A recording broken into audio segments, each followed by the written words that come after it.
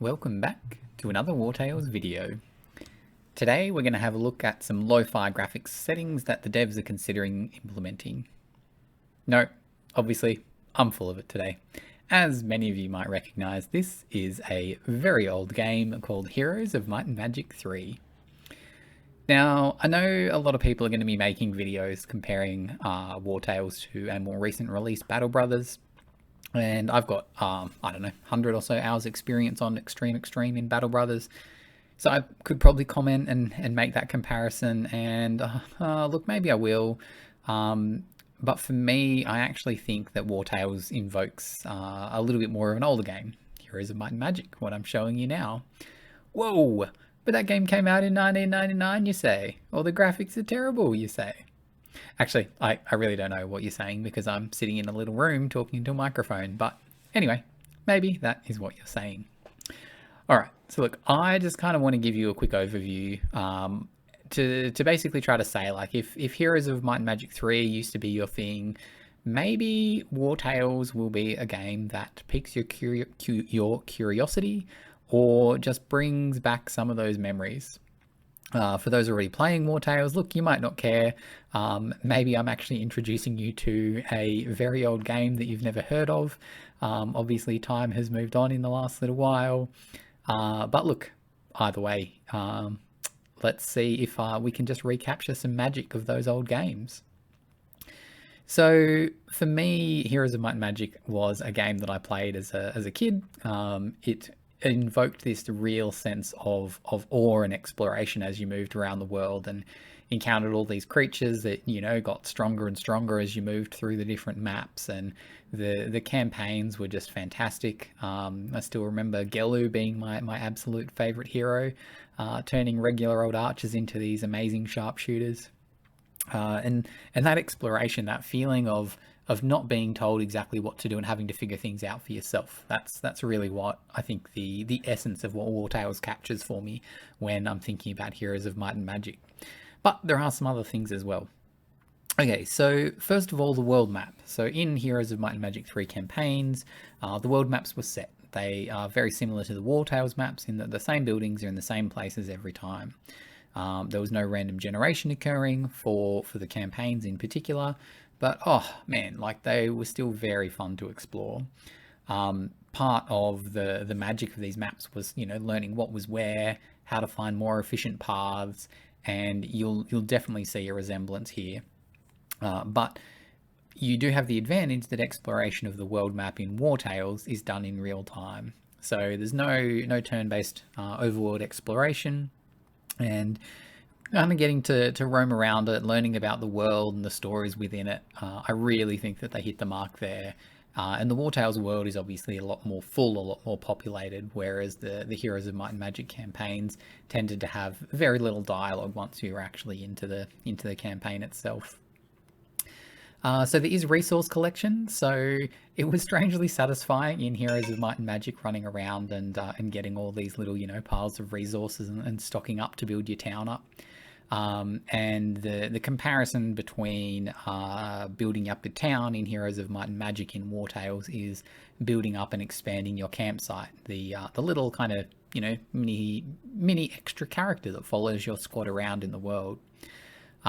You could also use these resources to purchase the additional buildings and units to make your squad stronger. And in Wartales, you can use these units to expand your campsite or your squad. And there's no maximum limit we've found yet on squad size, which I just think is really cool. Or you can purchase better weapons, armor, and skills for the squad that you have as well. So similar to, you know, finally hiring those black dragons or getting up to gold dragons on the Sylvans. You know, by the time you get your characters up to equipped in, you know, really good heavy armor with armor patches and legendary weapons, you start to feel much stronger as you roam around. So look, by late game in Heroes of Might and Magic 3, your squads are pretty strong with the, you know, things like the dragons that I've mentioned, as well as your hero, either going down that might or magic path. Whereas in late game Wartales, it's that armor, those advanced and upgraded skills, and just having more options overall per turn on the battlefield, which really, give you that sense of progression. That kind of ties into the next element where these two games share some similarities, which is turn-based combat. So on the world map, you can see an approximate strength of enemies that you're going to go and fight. And I definitely describe some of what I've fought in Wartales as, a few bandits or a horde of bandits at times as well. However, the turn-based systems are fairly different in the games, with Wartales offering, a much more significant kind of modern flexibility. In fact, it's a battle approach that I have not seen in any other games that I've played yet. Look, there might be some around, but I haven't played them, so I really enjoy the Wartales turn-based options where you get to choose which of your squad members are moving first, because it promotes more synergy between your companions and your skills. But still, efficiency. Efficiency in battle is what the name of the game is. So being efficient in a Heroes of Might and Magic battle meant not taking too many losses so that your squad remains strong enough to keep up with the level scaling system that occurred, which in Heroes of Might and Magic was time-based. So as the days, the weeks, and the months progressed in Heroes of Might and Magic, enemy squads became stronger and stronger. And if your squad fell behind the curve, it was very hard, if not impossible, to catch back up.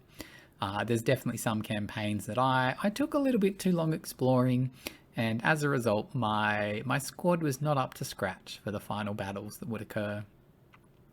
Very similarly in Wartales, efficiency in battle is the name of the game. You want to kill the enemy, not get too badly hurt, so you don't need to use tools to repair your armor or medicine to heal your health and your injuries back up. And then you want to, after a battle, go and try to add to the strength of your squad again, so that you can take the next battle that little bit stronger. Look, I'd probably call out the maps in Heroes of Might and Magic always took place on the same sort of sized grid map. There were some little terrain features and things like that, but overall it was a very similar experience every time you fought. Within Wartales so far, we've seen some really cool changes with things like, battles occurring underground in caves where you've got more narrow passages, and as well as larger open world maps where there's little bits of terrain to navigate as well. I am really keen to see what else they do here, so having only introduced the cave terrain towards the end of the beta, I do think we'll see some more options here as well.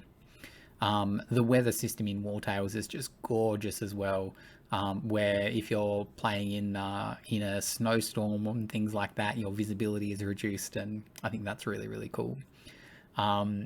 There is one other element in Wartales that you may or may not have noticed yet, because it's a pretty niche case, but if you are fighting some particular enemies during the day or during the night, it also makes a difference to the enemy's strength, which I think is really, really cool.